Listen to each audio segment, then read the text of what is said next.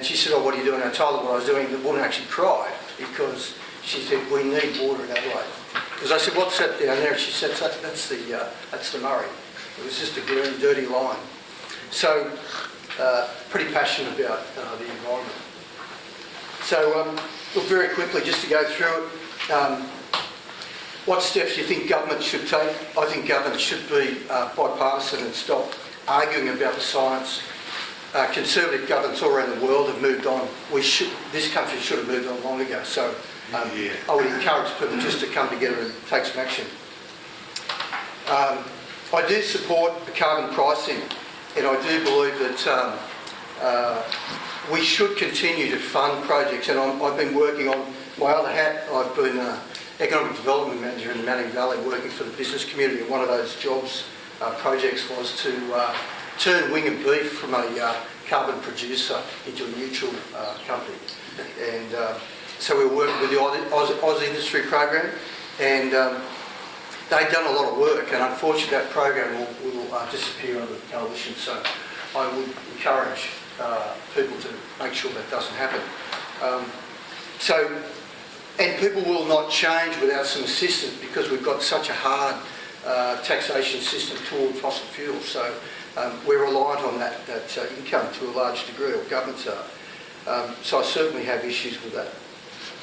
I do believe subsidies and/or a mix-of, and I was absolutely gutted. I'm a small business owner. I employ people. My biggest cost was electricity prices, so I did a 10 kilowatt solar system. And people said, oh, that's great, that's really new and innovative. And I said, well, I've actually been pumping water to all my cattle for about 6 years, solar. So I use solar and gravity to feed all my cattle clean water. I'm a big fan of clean water because we need clean water. I actually presented to Port Macquarie Hastings Council and wanted to mirror the process that we carried out at Great Lakes, and the council said no, we're not interested. And Mark Bully, if anyone's heard of Mark Bully, Mark's an oyster grower and president of the oyster growers up here, and he was devastated that the council didn't want to come on board with that. So that could have been a subsidised program to stop sediment loading into your river. So that's another little one to jump on. Look, I think we have to go to the renewable energy target, and that won't happen without subsidy. So those two are linked. And the 41,000 figure, look, again, having travelled around the world and lived overseas for a number of years, I cannot believe that Germany's baseload power is now 25% done by renewable. Most of their highways have got solar panels all the way along between their towns, so they drive power to their towns, and that's their baseload power. And having lived in Germany for about 6 months, it's not exactly the most sunny place in the world. We kind of have a bit of a benefit there. Catch up Australia. Sorry? Catch up Australia. Correct. And look, it really does come down to government strength of position, and really we shouldn't be scoring points on the environment. We should be not playing that political game. Look, let's pick another subject to play points on. So.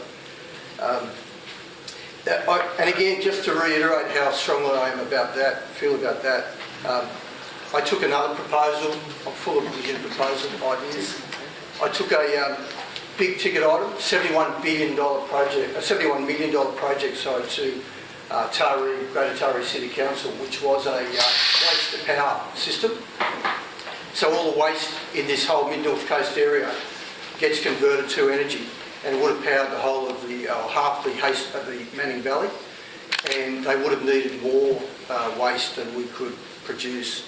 Zero emissions, with a return of about $20 million per annum, and the council said they couldn't even entertain the idea. In actual fact, they're paying money to the state government for landfill issues, so there are some, beggars belief. So yes, we can hit that with some smart technology. And the reason I suggest that, 1 minute. The reason I suggest that is because we should be driving energy locally, as opposed to trying to deliver power from the Hunter Valley and dropping 70% of the power before it gets to your home. It's not that hard. Extreme crop events, I've talked a bit long for my 10 minutes. Extreme weather events, crop failure, spread of insect board, all those things are addressable and you can take action on those. And we've done that and proved that with Wallace Lake, Shoalhaven River. There are some very smart solutions to that. How do you do that with transforming the economy? I go back to subsidies and initiatives and incentives to start people off on it, such as me putting a 10 kilowatt system up there. It cost me money, but I decided to do it. The world is going to move away from coal and gas, whether we like it or not. We are hanging on to that, and before we know it, that market will fall away. And so government doesn't want to actually face that, so we should face it now. Controversial issues. I talk to people about what is that? You're finished. I'm finished. Thanks.